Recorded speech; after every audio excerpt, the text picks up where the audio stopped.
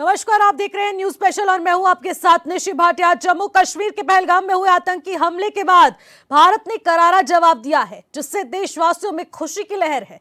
विदेश सचिव और सेना के अधिकारियों ने दिल्ली में प्रेस कॉन्फ्रेंस कर बताया कि मंगलवार और बुधवार के दरमियान रात करीब पाकिस्तान और पाकिस्तान प्रशासित कश्मीर में ऑपरेशन सिंदूर के तहत 9 ठिकानों पर आतंकवादियों के कैंप पर हमले किए गए हैं। प्रेस कॉन्फ्रेंस में कर्नल सोफिया कुरैशी ने भी बताया है कि भारतीय सेना के ऑपरेशन सिंदूर में 9 ठिकानों पर आतंकी कैंपों को निशाना बनाया गया और उन्हें पूरी तरीके से बर्बाद कर दिया गया है। इस हमले में जैश-ए-मोहम्मद संगठन के मुखिया मसूद अजहर के परिवार के 10 सदस्य और 4 करीबी सहयोगियों को भी मार दिया गया है। अब तक मिली जानकारी के मुताबिक हमले में 100 से ज्यादा आतंकियों का सफाया हो चुका है। खबर यह भी आ रही है कि मौत का आंकड़ा बढ़ने की अब उम्मीद हो सकती है। इधर भारत और पाकिस्तान के बीच पूंछ जिले में नियंत्रण रेखा के करीब दोनों तरफ से बमबारी हुई है, जिसमें सेना के मुताबिक 10 लोगों की मौत हो चुकी है, जबकि कुछ लोग इसमें घायल हैं, जिन्हें अस्पताल में भर्ती कराया गया है। डॉक्टरों की देखरेख में उन सभी का ट्रीटमेंट चल रहा है। जारी फायरिंग के बीच आज देश के 280 से ज्यादा शहरों में मॉक ड्रिल का भी आयोजन किया गया है, और जिसमें देहरादून भी शामिल है। और ऐसे तमाम 280 जगहों को चिन्हित किया गया है जहां पर मॉक ड्रिल होगी और यहां पर एक रिहर्सल होगी कि अगर इस प्रकार से कोई आतंकी हमला होता है तो किस तरीके से बचाव किया जा सके।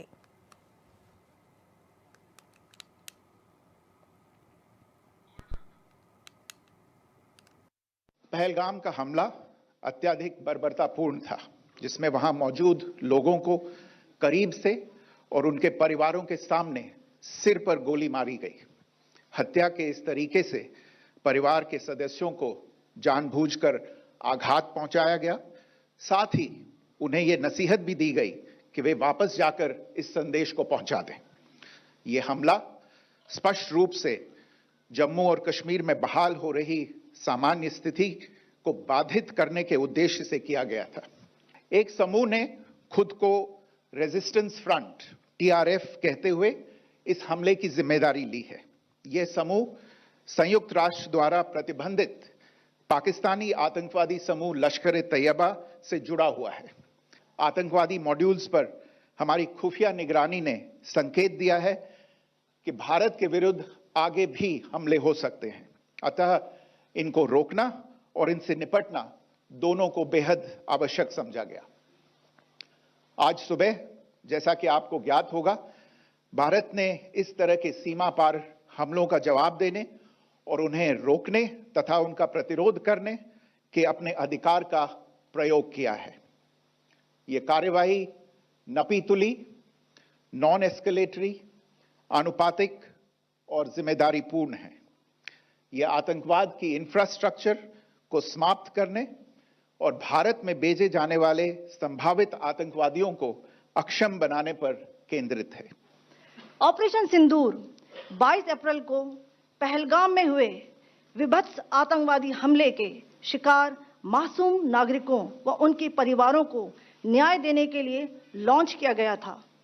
इस कार्रवाई में 9 टेररिस्ट कैंप्स को टारगेट किया गया और पूरी तरह से इसे बर्बाद किया गया। पाकिस्तान में पिछले 3 दशकों से टेरर इंफ्रास्ट्रक्चर का निर्माण हो रहा है। इसमें recruitment, indoctrination centres, training areas व लॉन्च पैड शामिल थे, जो पाकिस्तान और पाक अधिकृत जम्मू कश्मीर POJK दोनों में फैले हैं। मैं आप सबको बताना चाहती हूं कि किसी भी सैन्य ठिकाने का निशाना नहीं बनाया गया और अभी तक किसी तरह की नागरिक क्षति की रिपोर्ट नहीं है। धन्यवाद। जय हिंद। देखिए, जिस प्रकार से पाकिस्तान के अंदर से आज आतंकवादियों का संरक्षण हो रहा है, उनको पोषित किया जा रहा है, और ये हमला पहलगाम में जो आतंकवादियों के द्वारा कायराना जो घटना की गई, उसको भारत की सेना ने जवाब दिया है। और आज का भारत दोस्ती भी करता है और दुश्मनी भी सही प्रकार से करता है। हमारे तो पहले से कह रहे थे, हमारे प्रधानमंत्री जी के नेतृत्व में, आदरणीय मोदी जी के नेतृत्व में निश्चित रूप से भारत की सेना उन राक्षसों का खात्मा करेगी। और आज ऑपरेशन सिंदूर के माध्यम से उन राक्षसों के ठिकानों को नष्ट और नेस्तनाबूद करने का भारत की सेना ने काम किया है। भारत पूरी दुनिया में शांति चाहता है, लेकिन अगर कोई अनावश्यक छेड़छाड़ करता है तो उसको पूरी तरह से मुंहतोड़ जवाब देते हैं। देखिए, चूंकि सभी जानते हैं कि आज पाकिस्तान एक ऐसा देश हो चुका है जो आतंकवाद को पोषित करने का काम, आतंकवाद को बढ़ाने का काम पाकिस्तान के अंदर से लगातार हो रहा था, और इसलिए पूरी दुनिया का समर्थन आज भारत को है, क्योंकि भारत का जो नैतिकता से काम करने की जो नीति है, पूरे विश्व को अपना परिवार मानने की, पूरे मानवता के लिए काम करने का, भारत की सरकार ने हमारे प्रधानमंत्री मोदी जी के नेतृत्व में अनेक अवसरों पर दुनिया के देशों में जब आपदा आई हो, कोई घटना हुई हो, तो भारत हमेशा उनकी मदद के लिए आगे खड़ा हुआ है। अभी टर्की में भूकंप आया था, वहां पर भी, और पिछले दिनों कोविड महामारी आई थी, दुनिया के 100 से ज्यादा देशों को वैक्सीन उपलब्ध कराने का काम हो। भारत के ऊपर पूरी दुनिया का विश्वास बढ़ा है, और सब जानते हैं भारत जो है हमेशा सही नीति पर चलने वाला देश है, इसलिए भारत के साथ पूरा विश्व खड़ा है। पहलगाम हमले का भारत ने भी करारा जवाब दे दिया है। आतंकियों के 9 ठिकानों को यहां पर जवानों ने बर्बाद कर दिया है। देखिए, बड़ी बात है इस वक्त की पाकिस्तान पर हमले को लेकर अब लगातार भारतीय सेना तत्परता से एक्शन ले रही है। लगातार मीटिंग्स का दौर जारी रहा, 15 दिन बीत चुके हैं और उसके बाद ये बड़ा एक्शन।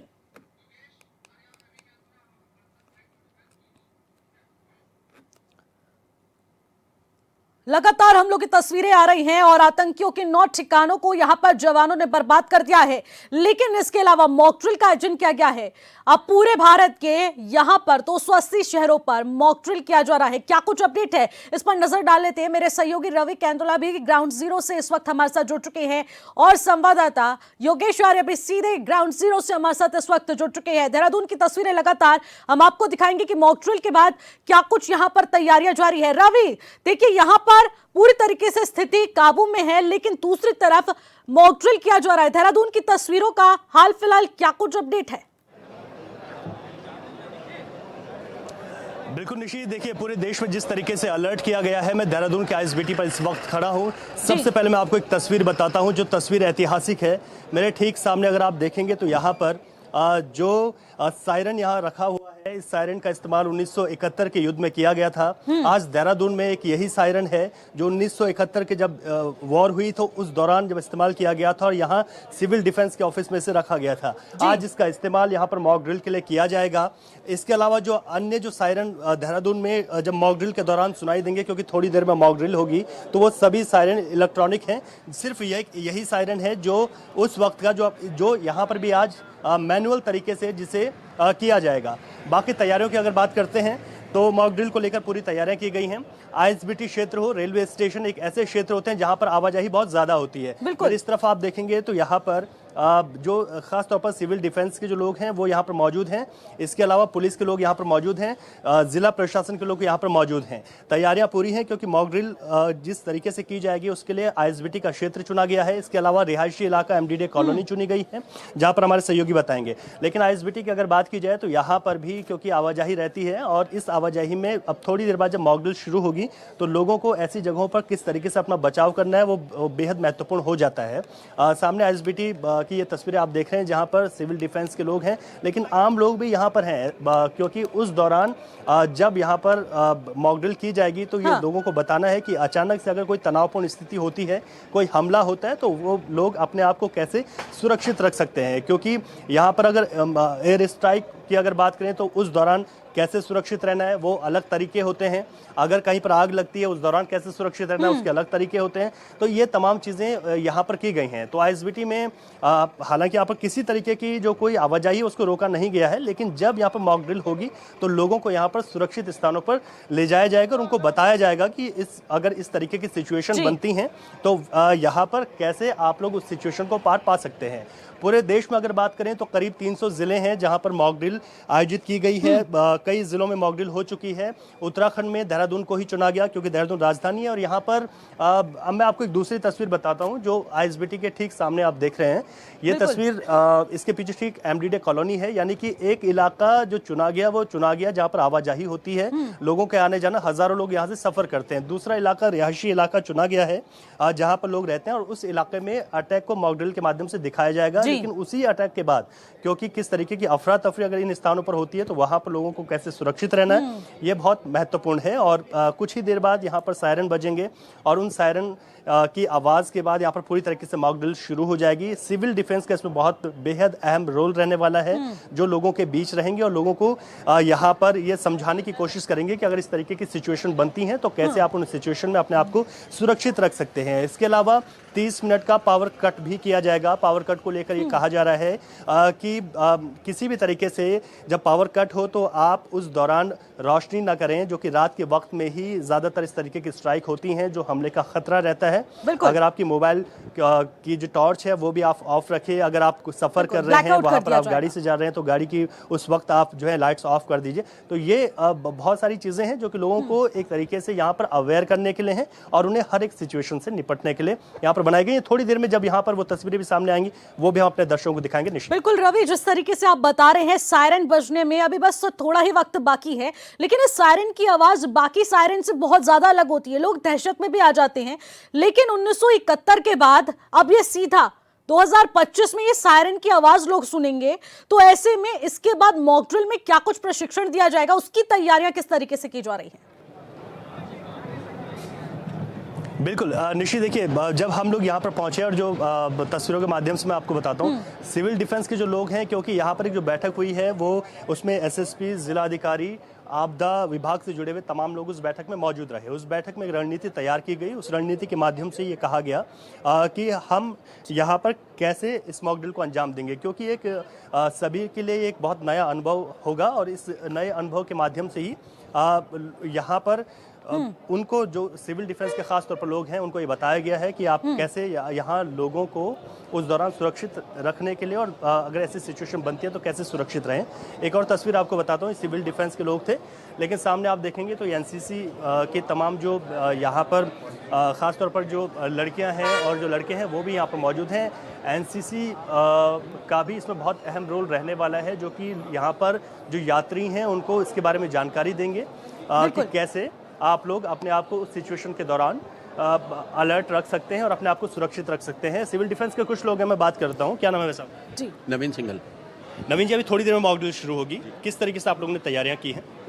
हम लोगों को ये बताया गया है कि जैसे सायरन बजेगा, सायरन दो तरह से बजेगा। एक पहली बारी में जाएगा, लगातार बजेगा, और उसके बाद रुक रुक के बजेगा। जैसे ही बजेगा सायरन में, तो अपने आप को बचाते हुए जो भी पब्लिक है उसको किनारे पे बचाना है, ऐसी जगह पे ले जाना है जहाँ पर वो सेफ हो, और जो फंस गए हो, जो जैसे अंदर कमरे में रह गए, कुछ रह गए, उनको उठा करके भाई सेफ जगह पर ले जाना है। इस तरह से हम लोगों को गाइड किया गया। अच्छा, सिविल डिफेंस के अलावा आप लोगों के अलावा एनसीसी है और कौन कौन लोग इसमें शामिल हैं? SDRF भी है। SDRF जी। इसके अलावा क्योंकि जो MDDA है जहाँ पर रिहायशी इलाके में भी कर रहे हैं, वहाँ पर कौन लोग शामिल हैं, वहाँ पर क्या होगा, थोड़ा सिचुएशन बताइएगा ताकि लोग समझ पाएँ, और साथ ही साथ कि अगर ऐसे होता है तो कैसे अपने आप को सुरक्षित। देखो, उसके बारे में MDDA में क्या हो रहा है उसके बारे में तो मेरे को जानकारी नहीं है, लेकिन अपने आप को जब ऐसा स्थिति आती है तो अपने आप को सुरक्षित रखने के लिए सबसे पहले तो अपना बचाव करना है कि आपको क्या करना है। जैसे अभी बच गया है, थोड़ी देर बाद बात करेंगे। निशी, मैं आपको तस्वीर दिखा देता हूँ। यहाँ पर सायरन की आवाज़ आप सुन सकते हैं, और अब सायरन को यहाँ से जो है ये जो सायरन की साउंड है वो अब आपको यहाँ पर सुनाई देगी। जब सायरन बजाए इसका मतलब ये है कि जो सिचुएशन है वो बन गई है कि आप अगर आईएसबीटी के क्षेत्र में हैं तो उस क्षेत्र में यहाँ पर किसी तरीके का कोई हमला हुआ है, उस दौरान ही सायरन का इस्तेमाल किया जाएगा, जिसका कि इस वक्त किया जा रहा है। यहाँ अगर देखें तो यहाँ सायरन के बाद सभी लोगों को एक तरीके से अलर्ट कर दिया गया है, और इस अलर्ट के बाद जो भी लोग यहाँ पर जो यात्री हैं जो कि आईएसबीटी क्षेत्र में हैं, उन सभी यात्रियों को यहाँ पर किस तरीके से सुरक्षित करना है ये बहुत महत्वपूर्ण है। तो इस सायरन के बाद की मैं आगे की तस्वीरें आपको दिखाता हूँ। और यहाँ पर देखिए, यहाँ जो सिविल डिफेंस के लोग हैं, जो एनसीसी के लोग हैं, पुलिस के लोग हैं, उनके माध्यम से कैसे लोगों को सुरक्षित किया जा रहा है, ये सामने तस्वीरें हैं। और देखिए, जो लोग यहाँ पर मौजूद थे उन लोगों को कैसे सुरक्षित करना है, कैसे उन्हें भीतर ले जाना है, सुरक्षित स्थानों पर ले जाना है। उस वक्त जो सिचुएशन बनेगी तो लोग कैसे अपने आप को सुरक्षित कर सकें, यहाँ पर इस तरीके से तमाम जो एनसीसी कैडेट्स हैं, सिविल डिफेंस के लोग हैं, पुलिस के लोग हैं, वो इस तरीके से लोगों को सुरक्षित करेंगे। और इस मॉक ड्रिल में वो तस्वीरें हैं कि हम कैसे उस दौरान तैयार हैं, क्योंकि आप देखेंगे कि यहाँ पर जो यात्री हैं, तमाम यात्री यहाँ पर मौजूद हैं इस वक्त, और यहाँ कैसे लोगों को उस सिचुएशन से बचाना है, उसके लिए यहाँ पर पूरी तैयारियां की गई हैं। और जो पुलिस के लोग हैं, सिविल डिफेंस के लोग हैं, एनसीसी के हैं, वो यहाँ पर इस वक्त मौजूद हैं। आपको कैसे सुरक्षित रहना है यहाँ देखिए। तो यहाँ पर ये तैयारियां की गई हैं कि लोगों को कैसे सुरक्षित रखना है, और ये पूरी मॉक ड्रिल यहाँ पर की गई है, क्योंकि आईएसबीटी एक क्षेत्र है जहाँ पर बहुत बड़ी संख्या में लोग मौजूद रहते हैं, और अगर ऐसी सिचुएशन बनी तो उस दौरान कैसे लोग सुरक्षित रहें, ये महत्वपूर्ण है। बिल्कुल, एक मॉक ड्रिल एक पार्ट होता है जो कि एक रिहर्सल का पार्ट होता है, और दूसरी तरफ देखने को मिल रहा है कि आतंकी हमलों की पूरी तरीके से तैयारी हो चुकी है। लगातार बैठकों का दौर भी जारी रहा है रवि, और उसी प्रकार से चाहे पीओके को देख ले, चाहे एलओसी को देख ले, वहां पर जंग छिड़ चुकी है। वहां पर बंकर्स पहुंच चुके हैं, टैंकर्स पहुंच चुके हैं, गोलीबारी चालू है, और ऐसे में ये मॉक ड्रिल होना कितना ज्यादा अनिवार्य हो जाता है, क्योंकि लोग 1971 के बाद सीधे 2025 में इस चीज को सफर कर रहे हैं। तो ये तस्वीरें बहुत ज्यादा डरावनी लगती है। ठीक है योगेश, मैं अब आपके पास आना चाहूंगी। योगेश, मैं चाहूंगी कि आप वो तस्वीरें दिखाइए, क्योंकि मॉक ड्रिल स्टार्ट हो चुकी है। क्या प्रशिक्षण दिया जा रहा है, स्थिति क्या कुछ है योगेश? देखिए बिल्कुल निशी, जो है इस वक्त मैं एमडीडीए कॉलोनी देहरादून में हूँ, और यहाँ पर मॉकड्रिल की शुरुआत हो चुकी है। सायरन जो है उसको बजाया गया है यहाँ पर, उससे यानी इसका इस सायरन बजाने का मतलब ये है कि यानी कि जो है अब जो है अटैक हो चुका है, और आपको सुरक्षित स्थानों पर जो है कहीं ना कहीं मॉकड्रिल के माध्यम से दिखाया जाएगा कि इस तरह से जो लोग हैं उनको सुरक्षित करना है। यहाँ पर सिविल डिफेंस के लोग हैं, पुलिसकर्मी है, प्रशासन के लोग हैं, और तमाम डॉक्टर्स की टीम से, ताकि जो अटैक होने के बाद जिस तरह की सिचुएशन होती है उसको संभालने के लिए जो तमाम लोग होते हैं उनकी आवश्यकता होती है। ऐसे में सिविल डिफेंस की भी यहाँ मौजूदगी है, प्रशासन की मौजूदगी है, एनसीसी कैडेट्स भी है, और आप देख सकते हैं कि सायरन की जो आवाज है उसको बजाने के बाद एक बता दिया गया है, और इससे जो है आगे जो लोग हैं उनको सुरक्षित कैसे स्थानों पर पहुंचाना है। आप ये तस्वीरें देख सकते हैं एमडीडीए कॉलोनी की, और यहाँ के जो लोग हैं उनके पहले से बताया गया था कि यहाँ पर इस तरह से होगी, कि आने वाले वक्त में इस तरह के हालात जो पैदा हो रहे हैं भारत और पाकिस्तान के बीच खुद को लेकर के, कहीं ना कहीं आने वाले वक्त में अगर इस तरह के हमले होते हैं तो हम किस तरह से अपने आप का बचाव कर सकते हैं, वो तमाम जो बातें हैं। इसके साथ ही जिस तरह से 30 मिनट का जो है पावर कट रहने वाला है, यानी कि ब्लैक आउट, उस समय को रखा जाएगा। उस समय भी ये जानकारी दी जाएगी कि आपको अपने घरों की लाइटें बंद करनी है। अगर आप कहीं बाइक से जा रहे हैं तो वहां पर आपको रुक जाना है, बाइक की जो लाइट है उसको बंद करना है, यानी कि तमाम तरीके की लाइटें बंद रहे, ताकि अगर जो पाकिस्तानी या जो दुश्मन के जो जेट्स हैं वो आपको चिन्हित न कर सके। और जो है बड़ा हमला, क्योंकि रात में देखने को मिलता है कि जब वो पायलट जेट्स होते हैं हमला करने की कोशिश करते हैं तो वो लाइटों के हिसाब से ये चिन्हित करते हैं कि यहाँ पर जो आबादी वाला क्षेत्र है वो उसको चिन्हित करते हुए वो इस घटना को अंजाम देते हैं। लेकिन इसी के चलते रिहर्सल जो है वो आबादी वाले क्षेत्र में की जा रही है। जैसे हमारे सहयोगी रवि केंतुरा जी इस वक्त जो है एचबीटी पर मौजूद है, वहां पर पहले एक अटैकिंग पॉइंट निश्चित किया गया था। इसी के साथ जो है अब एमडीडीए को चिन्हित किया गया, और सिविल डिफेंस के अब देख सकते हैं आप किस तरह से जो कर्मचारी वो किस तरह से जो है वहां पर जो है दौड़ने लगे हैं। वो अटैकिंग सिस्टम जिस तरह से देखा जाएगा उसमें जो है कहीं ना कहीं रिहर्सल करते हुए नजर आएंगे। एक दूसरी और भी देखेंगे तो वहां भी जो है सिविल डिफेंस के जो लोग हैं वो अब जो है बिल्डिंग्स के अंदर घुस चुके हैं, यानी कि अटैकिंग सिस्टम दिखाया जा रहा है। वहां पर किस तरह से सुरक्षित लोगों को बाहर निकाला जाए, उनको सुरक्षित जगह पर ले जाया जाए, इसके लिए पूरी जो मॉकड्रिल है वो शुरू की जा चुकी है, और करीब 30 से 40 मिनट तक ये मॉकड्रिल रहेगी। इसके बाद जो है लोगों को और जानकारी भी जो है साझा की जाएगी। एनसीसी कैडेट्स भी यहाँ पर मौजूद है, और पुलिसकर्मी भी यहाँ पर मौजूद है। जी बिल्कुल, जिस वक्त आप अभी यहाँ पर मौजूद है, देखिए वहां पर मॉकड्रिल तो चालू है, लेकिन रिहायशी इलाका है ये सबसे ज्यादा, यहाँ पर सबसे ज्यादा लोग मिलते हैं, तो ऐसे में भगदड़ की स्थिति भी यहाँ पर देखने को मिलती है, क्योंकि सायरन की जो आवाज है वो काफी ज्यादा खतरनाक होती है, लोग इससे काफी ज्यादा दहशत में आ जाते हैं। लेकिन ऐसी स्थिति में अपने आप को धैर्य रखना और उसके बाद यहाँ पर वो तमाम एडवाइजरीज को फॉलो करना कितना ज्यादा चुनौतीपूर्ण हो जा रहा है। यहाँ पर जो तमाम फोर्सेज है, चाहे सिविल डिफेंस की बात की जाए या फिर एसडीआरएफ की, तो किस प्रकार से प्रशिक्षण दिया जा रहा है ग्राउंड जीरो पर? देखिए बिल्कुल निश्चित, जिस तरह से हमने देखा कि ये सायरन जिसकी बात हो रही है, ये सायरन जब 1971 के युद्ध के दौरान जो है इसका काफी प्रयोग हुआ, उसके बाद 2025 में भी इसका प्रयोग किया जा रहा है। और निश्चित तौर पर लोगों को समझाने की काफी आवश्यकता है, क्योंकि नई जनरेशन है, उनको पता होना चाहिए कि आखिरकार इस सायरन का बजने का मतलब क्या है, और दूसरे दौर पर जब इसको बजाया जाएगा तो उसके दौरान क्या मतलब है। और इस दौरान जिस तरह की मॉकड्रिल की जा रही है, रिहर्सल की जा रही है, तो ऐसे में ये रिहायशी इलाका है और काफी पुलिस प्रशासनिक के लोग तो यहाँ पर हैं, सिविल डिफेंस और डॉक्टर्स की टीम भी यहाँ पर मौजूद है, प्रशासन के तौर पर अधिकारी है। लेकिन उनको समझाने की काफी आवश्यकता है कि जो लोग यहाँ पर रिहायशी इलाकों में रह रहे हैं कि आखिरकार जब ये सायरन बजेगा आने वाले वक्त में, अगर इस तरह के तनावपूर्ण माहौल बनता है, तो ऐसे में किस तरह से हमें जो है सुरक्षित रहना है, किन चीजों का हमें ध्यान रखना है, जो एडवाइजरी जो जारी की जा रही है, जो इन्हें बताई जा रही है, वो उनका कैसे हमें पालन करना है। जिस तरह से ब्लैकआउट सबसे मुख्य जो तौर पर होता है ब्लैकआउट, क्योंकि रात्रि में ज्यादा खतरा जो है वो टेंगिंग का रहता है, और ऐसे में जो है पावर कट उस समय होगा, और उस समय अगर जो है पावर कट का रहेगा तो ब्लैकआउट में उसमें हमें लाइटों का प्रयोग नहीं करना है, चाहे वो मोबाइल की लाइट हो चाहे घरों की लाइट हो, उनको कहीं ना कहीं हमें बंद रखना है। तो ऐसे में ये जो चीजें जो है वो समझाई जा रही है, हमारे साथ बातचीत करने के लिए अधिकारी है, उनसे बातचीत कर लेते हैं। सर, किस तरह की सुनते हैं, अभी मोबाइल पर कुछ अधिकारियों से बातचीत चल रही है। सर, किस तरह की जो है मॉकड्रिल की जा रही है और किस तरह की बातों का ध्यान रखने के लिए बताया जा रहा है? नहीं, ये सिविल डिफेंस का काम है। देहरादून में सिविल डिफेंस है, और अगर आकस्मिकता की स्थिति में सिविल डिफेंस का अपना एक एसओपी होती है, जो लोगों को अवेयर करते हैं कि इन आकस्मिकताओं में उन्हें क्या क्या करना और क्या क्या नहीं करना है। जैसे उनको मोस्टली अपनी उस लाइटिंग वाली चीजों को लाइट ऑफ कर देना चाहिए, उस स्पेस पे पहुंच जाना चाहिए जहां पर कम से कम नुकसान होता है बिल्डिंग गिरने की स्थिति में। कहीं अगर ओपन में ऐसे स्पेस पे चले जाना चाहिए जहां पर ओपन हो, उनके छत वगैरह उनके ऊपर न गिरने की हो। ये सारे डायरेक्शन उनको होते हैं, वो जो लोग जाके अवेयर। देखिए, बिल्कुल जो है ये मॉकड्रिल जो है वो कहीं ना कहीं अवेयरनेस के लिए की जा रही है, ताकि समझाया जा सके लोगों को कि आखिरकार अगर तनाव वाली स्थिति बनती है, युद्ध की स्थिति बनती है, तो हमें किन बातों का विशेष तौर पर ध्यान रखना होगा, क्योंकि यही वो बातें हैं, यही एडवाइजरी वो है जो हमें समझनी होगी, जिनका पालन करना होगा, ताकि आने वाले वक्त में हम अपने आप को भी सुरक्षित कर सकें और आने वाले जो आसपास के लोग हैं उनको भी सुरक्षित कर सके। जी निशी। ठीक है योगेश, मैं आपके पास लौटूंगी। रवि हमारे साथ लगातार जुड़े हुए हैं। रवि देखिए, मैं आपसे उन तस्वीरों को एक बार फिर से दिखवाना चाहूंगी, क्योंकि देखिए यहाँ पर जो तनावपूर्ण स्थिति उत्पन्न हो जाती है एलओसी पर और पीओके पर, उसके बाद उत्तराखंड में मॉकड्रिल हो रही है, क्योंकि 280 शहरों को चिन्हित किया गया और उसी में से एक देहरादून भी है। तो ऐसे में जो तैयारियां चल रही हैं, लोगों को रिहर्सल करवाई जा रही है, प्रशिक्षण दिया जा रहा है कि वो किस तरीके से इस स्थिति से निपटे।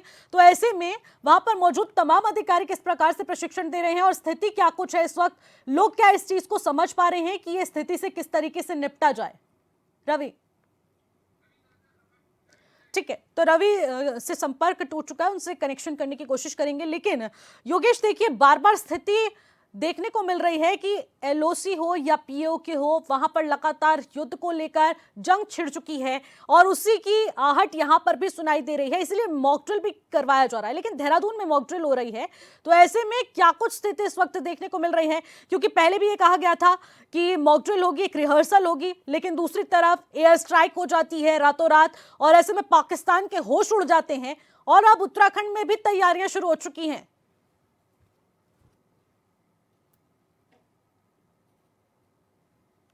योगेश,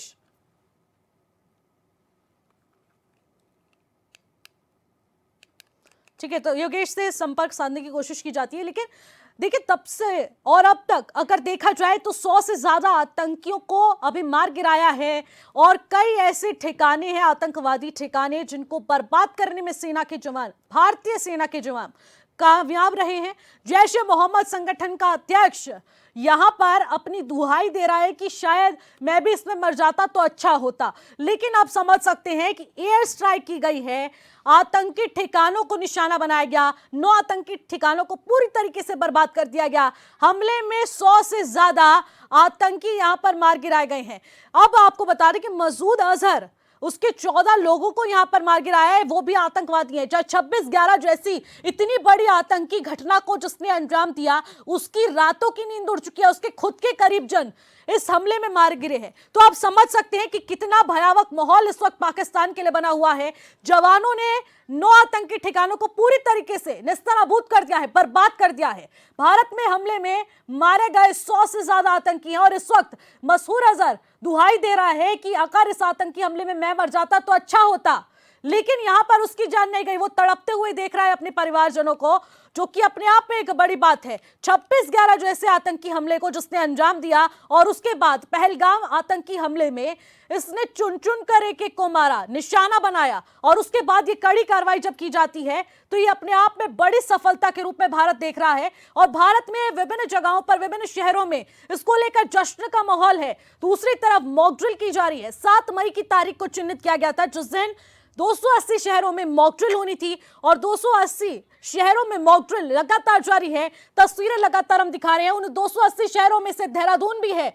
योगेश आर्य लगातार हमारे साथ जुड़े हुए हैं। योगेश, 280 शहरों में से देहरादून भी वो शहर है जहां पर मॉक ड्रिल जारी है। इस वक्त स्थिति क्या कुछ है, क्योंकि कहा जा रहा है सायरन रुक रुक कर बजेगा, 9 बार बजेगा, पहले लगातार बजेगा, फिर धीरे धीरे। तो लोगों को किस प्रकार से इससे जोड़ा जा रहा है, प्रशिक्षण किस प्रकार से दिया जा रहा है? देखिए, बिल्कुल इसी जिस तरह से सायरन बजा और उसके बाद जो है मॉक ड्रिल की शुरुआत की गई, उसके बाद जो लोग हैं यहाँ पर एमडीडीए में रहने वाले, उनको जो है प्रशिक्षण दिया जा रहा है। इसके साथ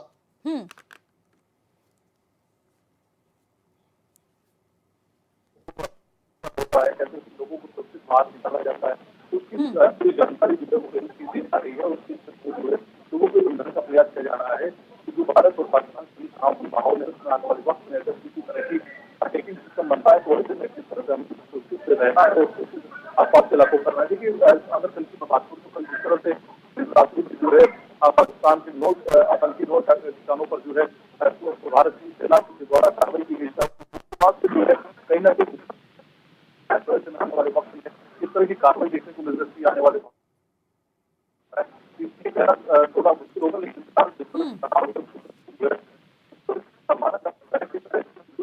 तो लोगों को सुरक्षित करना बहुत जरूरी होता है।